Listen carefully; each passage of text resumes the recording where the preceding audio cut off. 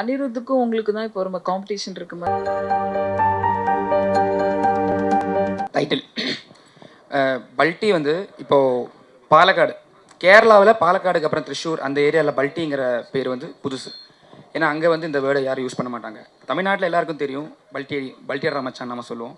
தென் பாலக்காடு என்னோட ஊர்லேயும் அந்த பேர் ரொம்ப பாப்புலர்.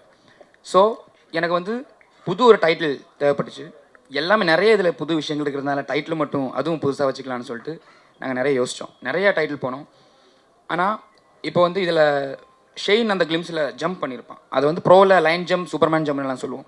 ஸோ எனக்கு என்னென்னா பல்ட்டிங்கிற இதை வந்து நம்ம பல்ட்டி அடிப்போம் இல்லையா, ஸோ அதை வச்சு அதை கனெக்ட் பண்ணேன். ஸோ அந்த ஜம்பாக இந்த படத்தில் பல்ட்டியாக நாங்கள் காமிச்சிருக்கோம். தென் டைட்டில் சொன்னதும் ப்ரொடியூசர்ஸ் ஃபஸ்ட்டு வந்து யோசிச்சாங்க. ஏன்னா மலையாளத்தில் இந்த டைட்டில் எப்படி கொண்டு போய் சேர்க்குறோம், ஏன்னா ஒரு டைட்டில் ரொம்ப இம்பார்ட்டன்ட் படத்துக்கு.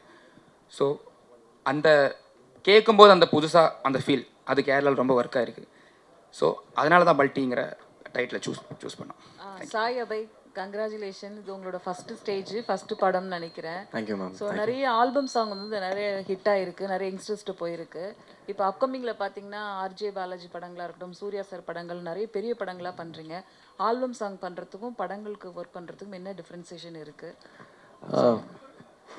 சிமிலராக தான் இருக்குது. ஏன்னா லைக் இப்போது இருக்கிற டிரெக்டர்ஸ் அண்ட் எல்லாருமே வந்து ஃப்ரெஷ்னஸ் ரொம்ப விரும்புகிறாங்க. ஸோ அந்த ஃப்ரெஷ்ஷாக நம்ம ஏதாவது ட்ரை பண்ணணும்னு நினச்சா அது ரொம்ப அலோவ் பண்ணுறாங்க. அந்த மாதிரி ஒர்க் பண்ண அலோவ் பண்ணுறாங்க இல்லையா. ஸோ அது அந்த டிஃப்ரென்ஸ் வந்து அது பிரேக் பண்ணுது. ரொம்ப லிபரேட்டிங்காகவும் இருக்கும், அட் த சேம் டைம் அந்த கதைக்கு ஏற்ற மாதிரியும் பண்ணுற மாதிரி இருக்கும். சிமிலராக தான் இருக்குது. அனிருத்துக்கும் உங்களுக்கு தான் இப்போ ரொம்ப காம்படிஷன் இருக்கு மாதிரி. ஐயோ இல்லைங்க, அவர்லாம் நிறையா பண்ணிட்டாரு. நான் இப்போ தான் ஆரம்பிச்சிருக்கேன். உங்களோட ப்ரேயர்ஸ் அண்ட் பிளெஸிங்ஸ்லாம் இன்னும் நிறையா நல்லா ஒர்க் பண்ணணுமே தவிர காம்படிஷன் அதெல்லாம் ஒன்றுமே இல்லை. இன்னும் நிறையா இருக்குது. சாந்தனு சார் மலையாள படம் அப்படின்னால கேட்குறோம். மலையாளத்தில் இப்போ சூப்பர் ஹிட்டான படம் லோகா அப்படின்னு ஒரு படம். லோகா 250 கோடிக்கு மேலே இதாகிருக்கு. அதில் ஹைலைட்டான ஒரு விஷயம் அப்படின்னா இந்த கிளியே கிளியே அப்படின்னு ஒரு சாங் பூர்ணிமா மேடம் பாடினது. கிட்டத்தட்ட 42 வருஷம் கழித்து இன்னும் பேசப்படுது. அதுக்கு காரணம் என்ன நினைக்கிங்க? உங்கள் படங்கள் ஒரு 42 வருஷம் கழிச்சு உங்கள் படங்களும் உங்கள் பாட்டும் அம்மா படம் மாதிரி அப்பா படம் மாதிரி பேசப்படுமா? அந்த பழைய பாட்டு அன்னைக்கு பேசப்படுறதுக்கு என்ன காரணம்னு நினைக்கிங்க சார்? ஃபஸ்ட்டு லான்ச் ஆகி 17 வருஷத்துக்கு அப்புறம் இன்னமும் என்னோடய பாட்டு டாக்ஸி வந்து இருக்குது. அதுக்கே நான் வந்து ஒரு பெரிய பிளெஸ்ஸிங்காக எடுத்துக்கிறேன். ரேமான் சாருக்கு அதுக்கு ஒரு பெரிய தேங்க்ஸ். அதுக்கப்புறம் நம்மளோட பாட்டு இதெல்லாம் வந்து பேசப்படுமா இல்லைன்னு தெரில. 40 வருஷத்துக்கு அப்புறம் நம்ம இன்னும் இண்டஸ்ட்ரியில் வந்து ஒரு நல்ல நடிகர்னு ஒரு பேர் எடுத்தாலே ரொம்ப பெரிய விஷயமா நான் எதிர்பார்க்குறேன் நான். ஸோ அந்த பிளெஸ்ஸிங் எனக்கு கிடைச்சாலே நான் போதும்னு பார்க்குறேன். நான் முன்னாடியே சொன்ன மாதிரி வெற்றி அப்படிங்கிறது நிறைய பெர்ஸ்பெக்டிவில் தீர்மானிக்கப்படுது. பட் என்றைக்குமே வந்து நம்ம யார் எந்த வீட்டிலேருந்து வரோம், எந்த பேக்ரவுண்ட்லேருந்து வரோம் முக்கியம் இல்லாமல் டெடிக்கேட்டடாக ஹார்ட் ஒர்க்கோடு நம்ம வந்து உழைச்சிக்கிட்டே இருந்தோன்னா ப்ரெஸ்ஸும் சரி பப்ளிக்கும் சரி என்றைக்குமே சப்போர்ட் பண்ணிக்கிட்டே இருக்கீங்க. ஐ திங்க் அதனால தான் நான் சொன்னேன், இந்த சாந்தனு பாக்யராஜ் அண்ட் சாந்தனு ஆரம்பிக்கும் போது சாந்தனு பாக்யராஜாக ஆரம்பித்தேன். பட் இன்றைக்கி வரைக்கும் நான் ஓடிட்டுருக்கேன்னா அது வந்து சாந்தனுங்கிற ஒரு தனிப்பட்ட நபரை தான் வந்து எல்லாருமே பார்த்து சப்போர்ட் பண்ணியிருக்கீங்க. ஸோ அது வந்து இன்னும் நீடிக்கணும். நீங்கள் சொன்ன மாதிரி அது ஒரு பிளெஸ்ஸிங்காகவே எடுத்துக்கிறேன். நீங்கள் சும்மா சொன்னீங்களா இல்லை ஆத்மாத்மா சொன்னீங்களான்னு தெரியல, 40 வருஷத்துக்கு அப்புறம் எனக்கு அது என்னோடய பேர் இன்னும் நின்று எல்லாரும் என்னை பற்றி பேசினாங்கன்னா அது ஒரு பெரிய பிளெஸ்ஸிங் தான் சார். இயக்குனர் சார் படத்தில் 4 கதாநாயகன் சொன்னீங்க சரிங்களா? அதில் பெஸ்ட் ஆக்டர் யாருக்கு கொடுக்கலாம் நீங்களே சொல்லுங்கள். எங்கே இருக்கீங்கண்ணா? ஓகே சொல்லுங்கண்ணே. பெஸ்ட் ஆக்டர் ஏன்னா நீங்கள் செலக்ட் பண்ணது எல்லாமே நல்ல ஆர்டிஸ்ட் சரிங்களா? யார் வந்து நல்லா பர்ஃபார்மன்ஸ் பண்ணியிருக்கா? இல்லைங்க, நான் எப்படி ஒரு பெர்ஃபார்மன்ஸை பார்க்குறேன்னா, ஒரு சீனில் ஒருத்தர் இப்போது ஷெயின் நல்லா சாந்தனு ப்ரோ நல்லா பெர்ஃபார்ம் பண்ணான்னா ஷெயின் அதை விட நல்லா பெர்ஃபார்ம் பண்ணுவான். அடுத்த டைலோ சாந்தனு ப்ரோ இன்னும் ஸ்கோர் பண்ணுவார். அந்த 2 பசங்க இன்னும் ஸ்கோர் பண்ணுவாங்க. ஸோ எப்போவுமே அவங்களுக்குள்ள அந்த சீனை நல்லா கொண்டு வர தான் காம்படிஷன் இருந்தது தவிர அவங்களுக்குள்ள காம்படிஷன் இருந்தது கிடையாது. ஹெல்த்தியாக, ஏன்னா எனக்கு வந்து 4 ஸ்டார்ஸ் வச்சு படம் 4 பசங்களை வச்சு பண்ணுறோம். ஏன்னா சாந்தனு ப்ரோ வந்து இங்கே தமிழில் அவர் இங்கே ஒரு ஹீரோ, ஷெயின் வந்து கேரளாவில் ஹீரோ, 2 புது பசங்க. ஸோ எனக்கு தெரியல எவ்வளோ ஹீரோஸ் எவ்வளோ ஸ்டார்ஸ் வந்து இதுக்கு ஒத்துக்குவாங்கன்னு.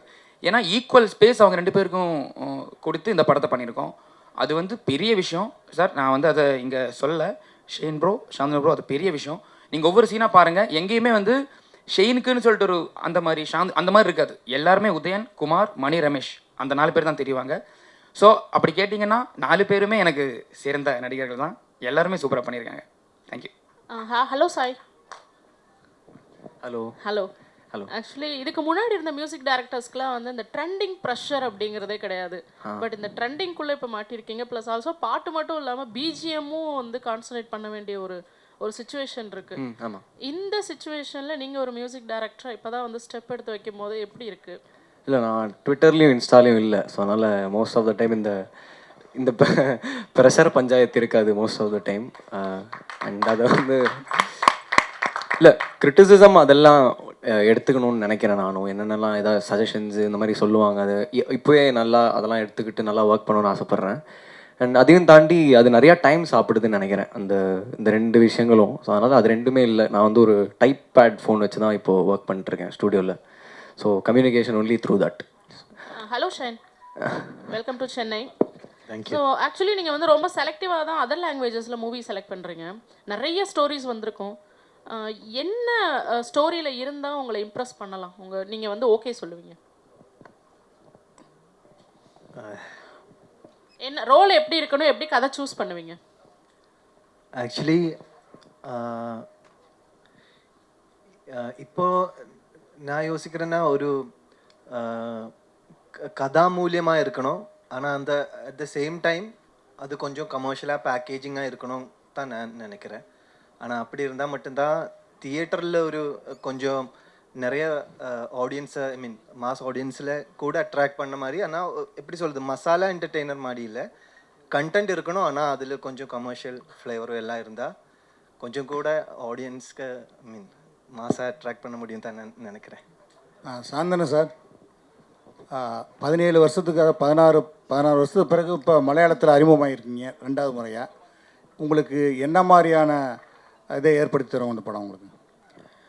சார், நான் முன்னாடியே சொன்ன மாதிரி சாந்தனு பாக்யராஜா அப்படின்னு பார்க்காம தங்கமில் நடித்த சாந்தனு, ப்ளூ ஸ்டாரில் நடித்த சாந்தனு பார்த்து தான் வந்து உன்னி எனக்கு இந்த வாய்ப்பு கொடுத்தாரு. ஸோ அதுவே எனக்கு ஒரு பெரிய வெற்றியாக நான் பார்க்குறேன். அது ஒரு வெற்றியாக பார்க்குறப்போ கண்டிப்பாக இந்த குமார் கதாபாத்திரத்தில் இது நான் ஆக்சுவலாக ப்ளூ ஸ்டாரோட நான் நிறைய கம்பேர் பண்ணியிருக்கேன், சில இன்டர்வியூஸில் பேசியிருப்பேன்.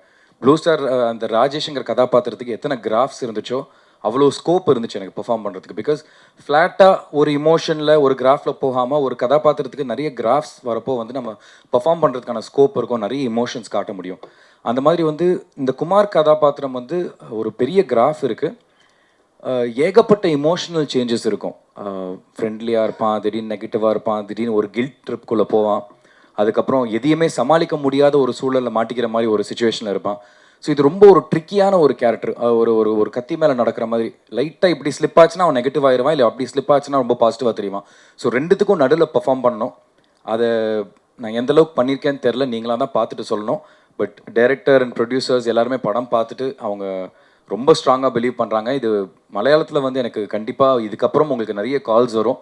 அண்ட் என்ன பர்டிகுலராக நம்ம சொல்லியிருக்காங்கன்னா, தயவு செஞ்சு எங்ககிட்ட கேட்டு அடுத்து கமிட் பண்ணுங்கள்.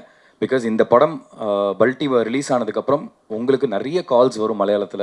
ஸோ அதை வந்து கரெக்டாக சூஸ் பண்ணி எடுத்திங்கன்னா உங்களுக்கு மலையாளத்தில் ஒரு பெரிய கிராஃப் ஏறும்னு சொல்லியிருக்காங்க. ஸோ நம்மளுக்கு எல்லா சினிமா ஒன்று தாங்க, தமிழ் சினிமா இருக்கட்டும் மலையாள சினிமா, அது ரெண்டு நடிக்க மட்டும் தான் நம்ம ஆசைப்பட்டு வரும். நம்மளோட உழைப்பை மட்டும் தான் நம்மளால் போட முடியும். சக்ஸஸுங்கிறது அதெல்லாம் தாண்டி, பட் அந்த உழைப்பை நம்ம 100% போட்டுகிட்டே இருந்தோம்னா அதுதான் இன்றைக்கி என்ன 17 வருஷம் கூட்டு வந்திருக்கு. அதை நான் ஸ்ட்ராங்காக நம்புகிறேன். ஸோ கண்டிப்பாக பல்டி முடிஞ்சதுக்கப்புறம் அதோட வரவேற்பு எப்படி இருக்குங்கிறது படம் பார்த்துட்டு நீங்கள் ஆடியன்ஸில் தான் சொல்லணும். பட் கண்டிப்பாக என்னோட உழைப்பு வீண் போகாது அப்படிங்கிறத நம்புகிறேன். அந்த உழைப்புக்கு இவங்கெல்லாம் ஒரு வாய்ப்பு கொடுத்தா எனக்கு அது ஒரு பெரிய நன்றி சொல்லிக்கிறேன் சார். டைரக்டர் உன்னி சார், செல்வராகவன் வந்து அவர்கிட்ட கதை சொல்கிறதுக்கே நீங்கள் பயந்தீங்க. இங்கே தான் இருக்கேன். சொல்லுங்கண்ணே. செல்வராகவன்கிட்ட கதை சொல்லவே பயந்தீங்க. ஆமாம். அவர்கிட்ட இப்போ வேலை வாங்கியிருக்கீங்க. அவருடைய கேரக்டர் பேர் என்ன? அவர் என்ன மாதிரி கேரக்டர் நடிச்சிருக்கிறாரு? அவருடைய கேரக்டர் பேர் பொற்தாமரை பைரவன். அவர் வந்து இதில் ஒரு என்ன சொல்கிறது, ஸ்பாயிலர் ஆகக்கூடாது, ஒரு antagonist, one of the antagonist. அதை விட புதுசாக ஒன்று பண்ணியிருக்காரு. ஸோ வை செல்வா சார்னா, இந்த படத்தில் எங்களுக்கு வந்து இது வரைக்கும் அந்த மூடில் விஷுவலாக அந்த மாதிரி இமேஜ் வராத ஒருத்தர் வேணுங்கிற மாதிரி இருந்துச்சு. ஸோ அதனால தான் செல்வா சாரை சூஸ் பண்ணோம். ஸோ அவர் நிறைய நல்லா பண்ணியிருக்காரு. இதில் எனக்கு மெமரபுளான மூமெண்ட்ஸ் எப்படின்னா, எல்லாருக்கும் எல்லா டைரக்டருக்கும் வந்து எல்லாருக்கிட்டையும் ஒர்க் பண்ணும்போது செல்வா சார் மட்டும் கால் ஷீட் மட்டும் நான் தேடி பார்ப்பேன், நாளைக்கு வராரா, 22 நாள் ஒர்க் பண்ணியிருக்காரு நம்ம கூட. ஸோ என்னென்னா நான் கேட்டிருக்கேன் அவருக்கு, சார் நான் வந்து ஸ்போர்ட் எடிட்டெலாம் நீங்கள் பார்க்குறதுல என்ன சார்? இல்லை உன்னி அது தெரியும் எனக்கு, எப்படி வருது படம் எப்படி வருது எனக்கு தெரியும். அதுதான் எனக்கு வந்து ஃபஸ்ட்டு கிடச்ச அவார்ட் செட்டில். ஐ திங்க் 50வது 60வது நாள் நான் கேட்டேன், சார் இவ்வளோ நாள் படம் முடிஞ்சிருக்கு, நீங்கள் ஒரு சீன் வந்து பார்க்கல. இல்லை ஒன்று எனக்கு தெரியும்னு சொன்னார். அது பெரிய ஒரு விஷயம். ஸோ செல்வா சார் கேரக்டர் வந்து இதில் மலையாளம் பேசியிருக்காரு. அது பெரிய surprise. I think trailer 21 release பண்ணுறோம், அதில் உங்களுக்கு தெரியும். அவரும் என்னென்னா அந்த பார்டரில் இருக்கிற கேரக்டர் தமிழ் பேசணும், தென் மலையாளம் தமிழ் சாயலில் பேசணும். அவருக்கும் அது சேலஞ்சிங்காக இருந்துருச்சு. தென் ஃபஸ்ட்டு நான் கேட்டேன், சார் சில டைலாக்ஸ் தமிழுக்கு மாற்றணுமா? இல்லை நான் மலையாளமே பேசுகிறேன்னு சொல்லிட்டு நிறைய எஃபர்ட் எடுத்து அவரும் மலையாளம் பேசியிருக்காரு. சிம்பிளாக சொல்லணும்னா டெவலிஷ், அதான் செல்வா சார் கேரக்டர் இதில் நான் சொல்லுவேன். பாருங்கள். Director. Yes, சொல்லுங்கள். Congratulations. Thank you. The teaser looks fantastic. Shantanu in particular, you look very, very good. Thank you. Okay, coming back to you. உங்கள் படம் வந்து this is about கபடி இல்லைங்களா? Bro kabaddi is going on right now. And இன்னொரு பக்கம் traditional kabaddi இருக்கு. There's a slight difference between both variants of the sport. இந்த படத்தில் நீங்கள் எந்த ஃபார்ம் ஆஃப் கபடியை வந்து டீல் பண்ணியிருக்கீங்க? 1. 2, the inspiration for the story. எங்கிருந்து where did the story start from? What was the spark for the story? And 2, usually Malayalam has very good writers. In fact, most of your films work big time because you have specialists for that. உங்கள் படம் நீங்களே எழுதியிருக்கீங்க. Have other writers contributed, helped in any way? Sir first கொஸ்டினுக்கு answer வந்து, இப்போ நம்ம ஒரு kabaddi first வந்து பல்ட்டியை வந்து கபடி படத்தை தாண்டி கபடி இதில் ஒரு கேரக்டர் எலிமெண்ட் மாதிரி தான் இருக்கும். ஏன்னா ஃபஸ்ட்டு நம்ம ஒரு ஸ்கிரிப்ட் எடுக்கும்போது டான்ஸுங்கிறத பிளான் பண்ணுவோம் இல்லையா? ஒரு ஸ்போர்ட்ஸ் படம்னா கிளைமேக்ஸ் வந்து அந்த ஹீரோ அந்த ஸ்போர்ட்டில் ஜெயிக்கிறானா இல்லையா, அந்த மாதிரி இருக்கும் நிறைய. அதையே பிரேக் பண்ணியிருக்கோம். ஏன்னா கபடி இதில் இருக்குது, ஆனால் இது வந்து ஃபுல் அண்ட் ஃபுல் கபடி படம் கிடையாது. பட் கபடி இருந்திருக்கும். கபடியோட எலிமெண்ட்ஸ் படம் ஃபுல்லாக இருக்கும். அப்புறம் ப்ரோ கபடி நம்ம வந்து ஆல்மோஸ்ட் 100% தமிழ் சினிமாவில் வந்த எல்லா கபடியும் நம்ம மண்ணில் தான் பார்த்துருக்கோம். ஏன்னா அந்த மாதிரி தான் பண்ணியிருப்பாங்க. எங்களுக்கு என்னென்னா நிறைய ஜம்ப்ஸ், நிறைய ட்ரிக்ஸ் யூஸ் பண்ண வேண்டியதாக இருக்குது. இப்போ எப்படி சொல்லணும்னா அதுக்காகவே ஒரு எக்யூப்மெண்ட் கொண்டு வந்து அந்த மாதிரி ஷூட் பண்ணோம். இப்போ ஷெயின் வந்து ரைட் போய் திருப்பி வர்ற வரைக்கும் சிங்கிள் ஷாட்லாம் பிளான் பண்ணியிருக்கோம். ஏன்னா இந்த படத்தில் கபடியை காமிக்கிறோம். அப்போ ஒரு ஸ்டடி, ஒரு R&D பண்ணும்போது பின்னாடி போகும்போது கபடி எல்லாத்தையும் பார்க்கும்போது புதுசாக என்ன பண்ணலாங்கும்போது ஓகே நம்ம வந்து இதை ப்ரோவாக பண்ணலாம், மேட்டில் பண்ணலாம். ஸோ அப்படின்னா நிறைய ட்ரிக்ஸ் பண்ண முடியும், அந்த இன்ஜுரி அந்த பிரச்சனை வராது சொல்லிட்டு நாங்கள் ப்ரோவோடைய விதிமுறைகளை யூஸ் பண்ணியிருக்கோம். தென் சேம் டைம் அந்த லோக்கல் டச் விடக்கூடாது அந்த கமெண்ட்ரியில். ஏன்னா இப்போ ப்ரோ பார்த்தீங்கன்னா கமெண்ட்ரி வேறு மாதிரி இருக்கும். நம்ம வந்து இந்த கபடியை நம்ம மக்களுக்கு கொடுக்கும்போது அந்த கபடியில் இருக்கிற அந்த நார்மல் லோக்கல் கபடியில் இருக்கிற அந்த ஃப்ளேவர், அந்த டைலாக்ஸ், அந்த குசும்பு எல்லாமே வேணும். ஸோ அதுவும் இருக்கும், இது இருக்கும், ரெண்டும் மிக்ஸ் பண்ணி தான் பண்ணியிருக்கோம். என்ன இதில் கபடியில் புதுசாக இருக்குன்னா அந்த ரைட்ஸ் எல்லாமே நேஷ்னல் பிளேயர்ஸ் தான். இப்போ இதில் 4 பசங்கன்னு சொன்னால ஒரு பிளேயர் வந்து இந்தியன் பிளேயர் ஜெக்சன், அவர் இந்தியா அண்டர் 19 ஐ திங்க் விளையாடிருக்காரு. ஸோ தென் இதில் opposite team Selva sir team பொறுத்தாமரை கபடி குழு, ஐ திங்க் அது வரல இன்னும், ட்ரைலரில் வந்துடும். அதில் வந்து ஐ திங்க் 7 பிளேயர்ஸ் வந்து ப்ரோவில் விளையாடினாங்க. ஸோ அதுவே வந்து எங்களுக்கு ரொம்ப இன்ட்ரெஸ்டிங்காக இருந்துச்சு. நிறைய ஆக்டர்ஸை சூஸ் பண்ணி அவங்களுக்கு கபடி கற்றுக்கிறத விட கபடி விளையாடுற எல்லாரையும் கொண்டு வந்துடலான்னு சொல்லிட்டு ப்ராப்பராக கொஞ்சம் ப்ரொஃபஷனலாக தான் கபடியை ட்ரீட் பண்ணியிருக்கோம். தென் 2வது கேள்வி ரைட்டிங். இப்போ வந்து முதல் படம் மட்டும் சார் எப்படின்னா நம்ம வந்து 5 வருஷம் 6 வருஷம் எவ்வளோ வருஷம் நம்ம அதை பற்றி யோசிச்சிருப்போம்னு தெரியாது. ஏன்னா முதல் படத்தோடைய கதை அதுக்கு டைம் லைனே இல்லை. நான் 20 வயசில் ஃபஸ்ட்டு டேரக்டராகவே யோசிச்சேன்னா அப்போ இருந்து என் மைண்டில் ஒரு ஐடியா வந்திருக்கும். அதை ஃபில்டர் பண்ணி வேறு கதைகளுக்கு ட்ராவல் பண்ணி மறுபடியும் அதுக்கு போய் நம்ம ஒரு கதையை சூஸ் பண்ணுறோம். அது வந்து அவ்வளோ டைம் நமக்கு கிடைக்குது. ஸோ நான் வந்து எல்லாத்தையும் எழுதி முடித்து நான் கதை எனக்குள்ள ஒரு கான்ஃபிடன்ஸ் வந்துச்சு இதுக்கு ஓகே. ஏன்னா என்னுடைய டீம் எல்லாருக்கிட்டையும் டிஸ்கஸ் பண்ணி கதை சொல்லி அந்த கிராஃபை சொல்லி ப்ளாட் பாயிண்ட்ஸை சொல்லி அதை சேஞ்ச் பண்ணி மறுபடியும் எழுதி அந்த டைம் கிடைச்சது. நான் எப்போவுமே ஹெல்த்தியாக தான் பார்ப்பேன் கொலாபரேட் பண்ணுறதுக்கு அதர் ரைட்டர்ஸ் கூட. அது வந்து பெரிய விஷயம், ஹெல்த்தியான விஷயம். ஸோ அடுத்தடுத்த கட்டங்களில் நமக்கு அந்த டைம் கிடைக்காது இருக்கும்போது கண்டிப்பாக கொலாபரேட் பண்ணுவேன். இதுக்கு வந்து டைம் இருந்துச்சு நமக்கு. ஐ திங்க் அதான் சொன்னேன், டைமே இல்லை. பல்ட்டியோடைய ஸ்கிரிப்ட் எத்தனை டைம் எடுத்து எழுதுனேன்னா எல்லாம் போன ஒரு 5 years 4 years மைண்டில் இருந்திருக்கும். தென் 1 year 1.5 year எழுதினேன். ஸோ அதனால் தனியாக எழுதி அதை நான் ஃபீல் பண்ணேன். தென் டிடி ராமகிருஷ்ணன் சார்னு சொல்லிட்டு கேரளாவில் பெரிய ரைட்டர். இதில் வந்து சில இடங்களில் கொஞ்சம் ஸ்ட்ராங்கான லார்ஜர் தேன் லைஃப் தாண்டி சில வேர்ட்ஸ் தேவையாக இருந்துச்சு. படத்தில் ஒரு வாய்ஸ் ஓவர் ட்ரீட்மெண்ட் பண்ணியிருக்கோம். அதுக்காக நான் அவர் வந்து எழுதியிருக்காரு, அந்த அடிஷ்னல் டைலாக்ஸ் அவர் எழுதியிருக்காரு. அதுவும் எனக்கு ரொம்ப இன்ட்ரெஸ்டிங்காக இருந்துச்சு. சந்தோஷம் சார். Thank you sir. நீங்கள் இப்போ வந்து சக்ஸஸ்ஃபுல்லாக வர்றது வந்து உங்களுக்கே தெரியும். மல்டி டாக்ஸ் ஹீரோஸ் கூட நடிக்கும் போது உங்களுக்கு வந்து ஒரு லெவல் வந்து உங்களுக்கே தெரியும். ஏன்னா நல்லா ஒரு ரேஞ்சில் போகிறீங்க, ஒரு கலெக்ஷன் ஆஃப் பாக்ஸ் ஆஃப் கலெக்ஷன்லாம் வருது. இப்போ சோலோவாக நடிக்கும் போது ஒரு டென்ஷன் டைட் எல்லாம் இருக்கும். இதில் எப்படி உங்களுக்கு தோணுது? மல்டி டாஸ்க் நடக்கும்போது ஒரு ஃப்ரீடமாக இருக்குதா எப்படி? அப்படி இல்லை சார், அது எண்ட் ஆஃப் தி டே இது வந்து என்னோட படமும் தான். எப்படி ஷேன் அது அவரோட படம்னு ஃபீல் பண்ணுறாரோ, இது வந்து நானும் ஈக்குவலாக ரோல் பண்ணியிருக்கேன்னா அது என்னோட படமும் தான். நாளைக்கு படம் வந்து அந்த அளவுக்கு கலெக்ஷன் ஆகலைன்னா அது வந்து ஒரு ப்ரொடியூசருக்கு எந்த அளவுக்கு பாதிக்குமோ, ஒரு டேரக்டர் எந்த அளவுக்கு பாதிக்குமோ, கூட நடித்த நடிகர்களுக்கும் அதே பாதிப்பு தான் இருக்கும்.